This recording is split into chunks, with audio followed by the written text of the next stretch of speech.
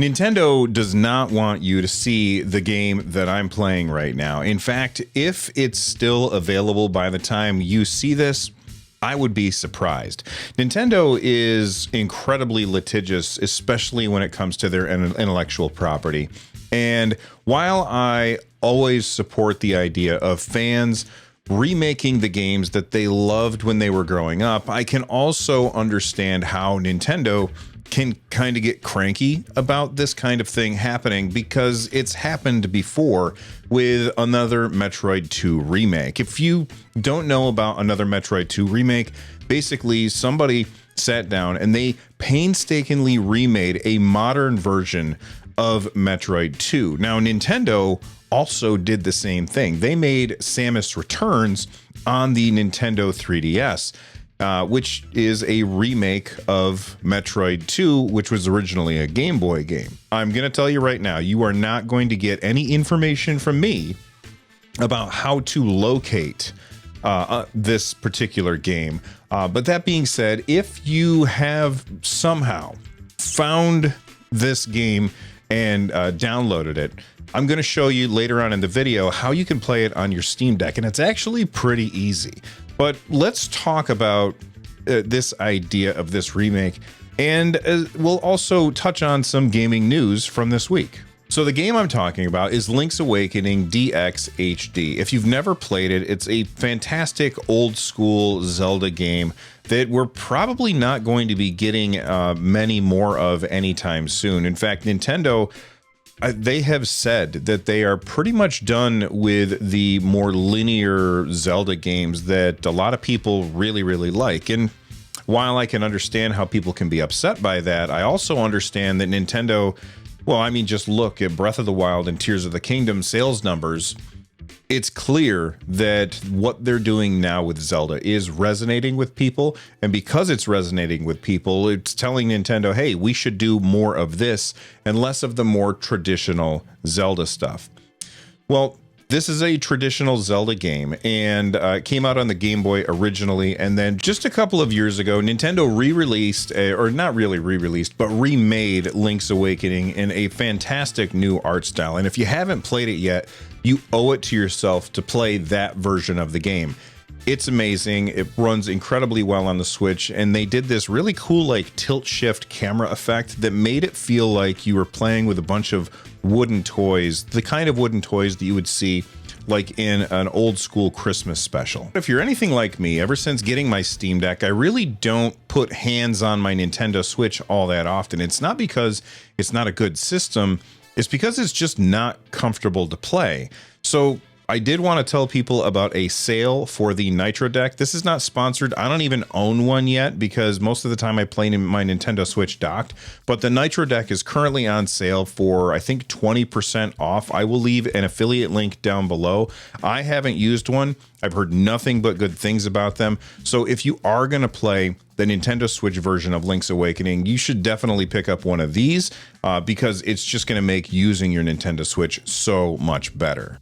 Now, as cool as Link's Awakening on the Nintendo Switch is, it is not what the creators of Link's Awakening DX HD had in mind when they made their PC port of the game. I feel like they wanted to play one of their favorite games ever, and they wanted to play it in the style of the DS, but with a few tweaks, and that's not what Nintendo made, so they said, fine, I'll do it myself.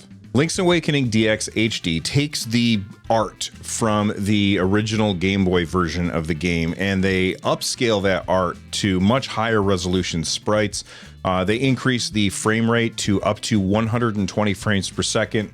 We're limited to 90 on the Steam Deck, or if you're playing on the ROG Ally or the Lenovo Legion Go, you can hit 120 frames per second on those devices. And they changed the camera so it no longer is locked in place. So generally what would happen with old versions of the game is you would hit the edge of a screen, the camera would move over, Link would go from the left of the screen to the right of the screen, and then you would continue where you left off, just like in the NES version of the game.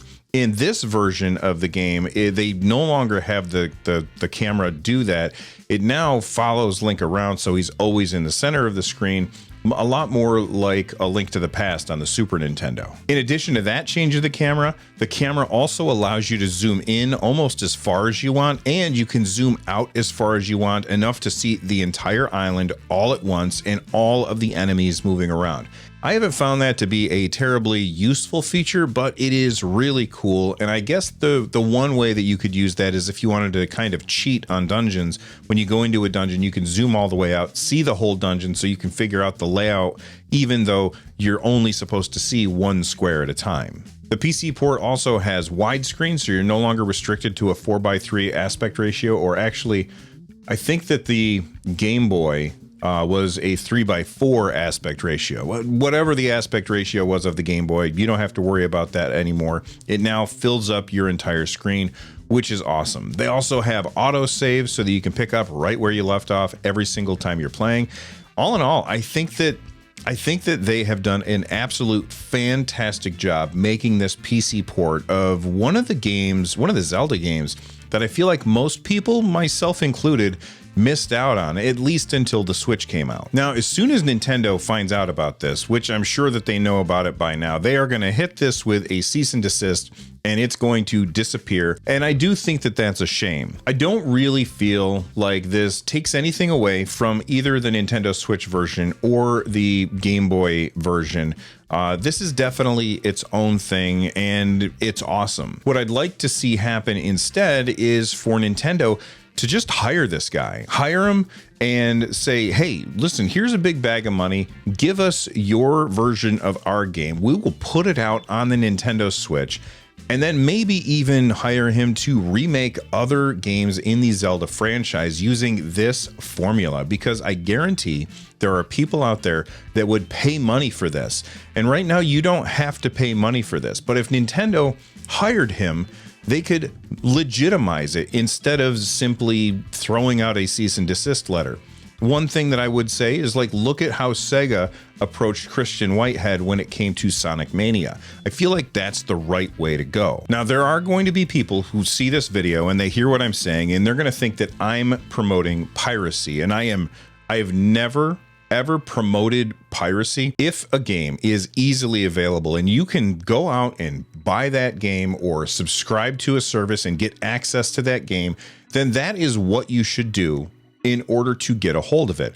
However, if you've paid for a game and you own that game, and I'm using air quotes with own there, but if you own a game, I see absolutely no reason why somebody shouldn't be allowed to play PC ports or download some software in order to emulate it on their device of choice. At the same time, I can see why Nintendo wouldn't want this to happen. They have to defend their intellectual property. If they don't, they could lose trademarks and stuff like that. I'm not a lawyer, so don't come after me with this. But when it comes to PC ports or fan remakes, I personally feel like this is it's obviously transformative work, and it falls under fair use. Again, I'm not a lawyer, so I could be way off legally on that. But in my opinion, I'm really talking more about how does it feel, not whether or not it's legal. All right, you've got it downloaded. Here's the steps that we need to do. Number one, you're going to need to boot into desktop mode. Once you're in desktop mode, you're going to click on your start button and you are going to open up your Discover Store. The Discover Store is like the app store for your Steam Deck.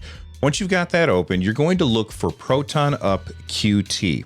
This allows you to install a different version of Proton that's made by Glorious Egg Roll, and they basically have new features that come in before Valve adopts those features. And while we're already in the Discover Store, let's take this opportunity to download Proton Tricks as well, because we're going to need that later. All right, back to Proton Up. Go ahead and open that software and use it to download the latest version of GE Proton. Once you've got that downloaded, go ahead and close Proton Up and find the file that you downloaded for Link's Awakening HD or dxhd.exe. You're going to right click on that file, and there's going to be a menu item that'll allow you to add it to Steam. Click on that, wait a couple of seconds while Steam does its magic. After it does that, Then we need to run it. Go ahead and open up Steam and run Link's Awakening. It's going to ask you to install .NET Framework. Go ahead and click on yes, and it's going to take you to this website. Once you're on that website, go ahead and click the download button. Once it's downloaded, right click on the file in question and hit open with Proton Tricks. Scroll down in Proton Tricks and add Link's Awakening. Close everything down and start Zelda from Steam to see if it works. And success. All right, now before we boot back into gaming mode, I want to set it up so that we can change the art for the game so that in gaming mode, it doesn't just look like a big empty gray square. We can actually assign some really cool artwork to make it look rad. In order to do this, we're going to install Decky Loader, which is a program that allows us to install plugins really easily on our Steam Deck. I've linked it down below that like button. So go ahead, scroll down there, actually open up your Steam Deck, open up this video, scroll down to the link below, click on it. It's going to open up the website for Decky Loader. You're going to scroll down, click the download button, and install it. Once it's done installing, you're going to jump back into gaming mode. Once you're in gaming mode, you can hit your quick access menu, and down on the right hand side, you're going to see a little plug like you would plug into an outlet. That's where Decky Loader lives. Go to there and it's going to show you a store. Don't let the word store drive you away, because everything in here, as far as I know, or at least at the time of recording this, is completely free. What we're looking for in here is Steam Grid DB, which basically allows us to change the artwork. Once you've got that selected and installed, you can close your quick access menu, and you're going to see a new menu item when you hit the menu button when hovering over any artwork for any game. So hop into your library and head over to non-Steam games. Under your non-Steam games, you're going to find your Link's Awakening DX HD. You're going to hover over that and press your menu button. Once you press your menu button, you're going to scroll down to change artwork. A new window is going to pop up. It's going to give you 5 tabs where you can go through and choose the artwork that you want for each section. Once you've done that, close it out, and it's going to say that it needs to restart Steam. It'll restart Steam, and when it comes back up, the game will now be represented by this awesome art that you chose. So if you followed all of the instructions properly, you should be all set and able to play the game now. Moving on to some other news, now that Epic has won its lawsuit against Google, The Verge was interviewing Tim Sweeney about, just the gaming industry in general, and of course, the lawsuit. And one of the questions that came up was, why isn't Fortnite on the Steam Deck yet? And here's what Sweeney had to say about that. If we only had a few more programmers, it's the Linux problem. I love the Steam Deck hardware. Valve has done an amazing job there. I just wish that they would get tens of millions of users, at which point it would actually make sense to support it. Now, it's clear to me that Sweeney is being diplomatic here. It's easy for him to say, well, if they sell tens of millions of units, then it makes a lot of sense for us to support it in that case. Part of me wonders whether or not he would come up with some other reason not to do it at that point. But that's also saying no to a bunch of money. So I can understand that. I can also understand why they wouldn't want to support the Steam Deck when it doesn't have a huge user base. Here's why. Fortnite is an absolute juggernaut of a game, and if my RSS feed reader is any indicator, Lego Fortnite is going to be even bigger. So there's a lot of people that want to play this game, and currently Epic is supporting this game on the Xbox, not just the new Xbox, but the old Xbox, not just the new PlayStation, but the old PlayStation, the Nintendo Switch, and PC, as well as cloud gaming devices and phones. And when it's on all of these devices, and the game is an online game where everybody needs to have the same version of the game at the same time in order to make sure that everything's running smoothly, like, that is a tall order. Asking them to add yet another platform, that's a lot of work that has to be done. So his comment about needing more developers makes perfect sense to me. That being said, we have already seen where the real thing that's in the way here is the anti-cheat software, because the Steam Deck runs Windows games, right? And Fortnite is a Windows game. So what's really getting in the way? Anti-cheat software. And we have seen anti-cheat software be modified to work with Linux and not really be that big of a problem, I can understand why Epic Games would look at the Steam Deck and running it through Linux and say, I don't know if we want to open up that can of worms, because if people are running into issues and it has to do something with Proton, how are we supposed to deal with that? So I do understand that, but I also feel like he's looking for an excuse to not support it because Valve is one of their biggest, Valve is their biggest competitor.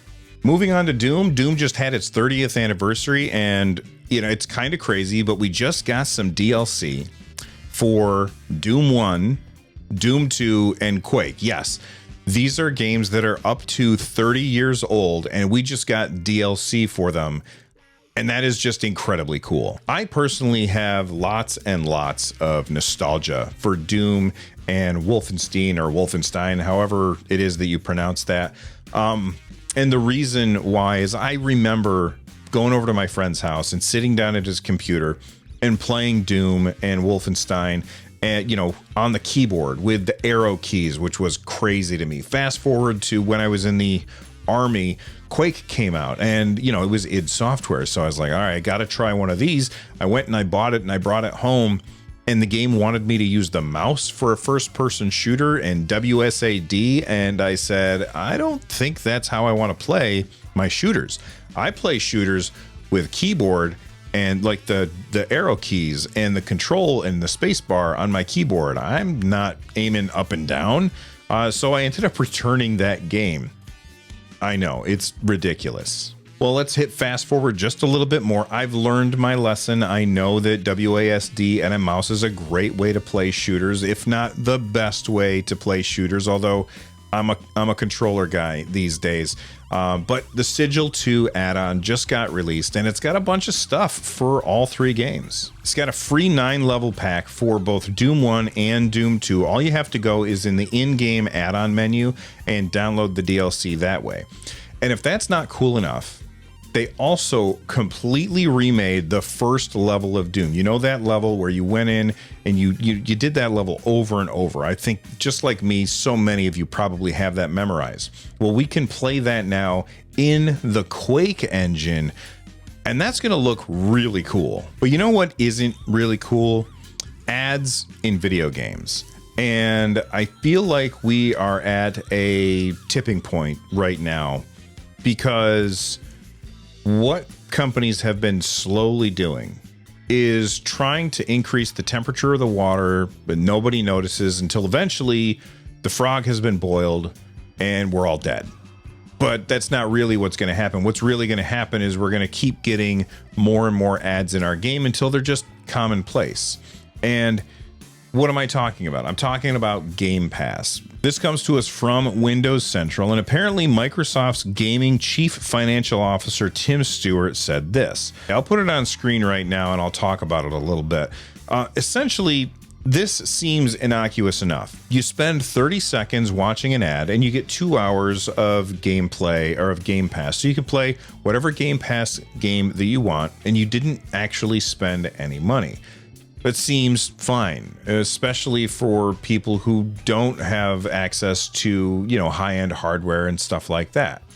But that's not where it's going to stop. Let's be honest. There's no way that that's where it's going to stop. Let me give you an example. Netflix. Netflix started out pretty cheap, and then slowly over time, they kept raising the prices. Amazon Prime has been doing the same thing. You look at Disney Plus, just raised their prices. Hulu, HBO, they're all just keep raising their subscription prices just a little bit every time, and you're like, well, it's only $5 more a year. Does that really matter?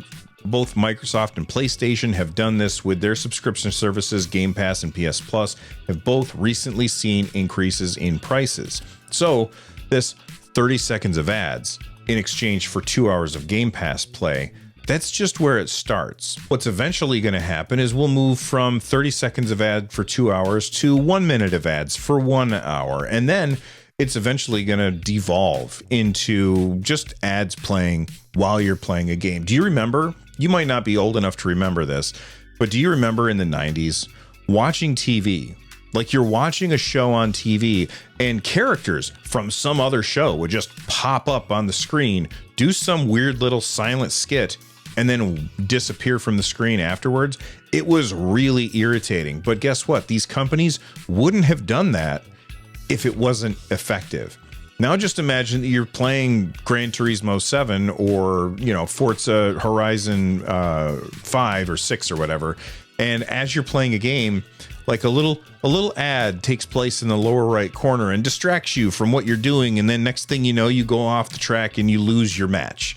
That's going to be a really irritating thing. And I feel like it's coming, and I don't feel like is there anything that we can do to stop it? And people will say, well, we just won't play those games.